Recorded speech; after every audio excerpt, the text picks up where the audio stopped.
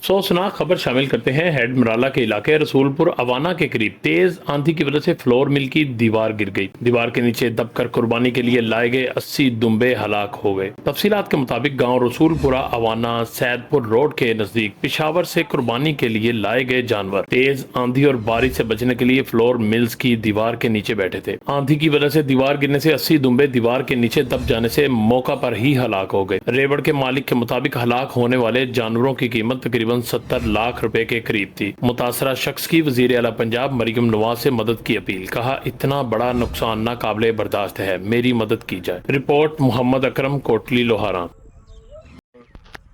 एक ने भी कसाई को भी नहीं दिया, सब ऐसे जाए हो।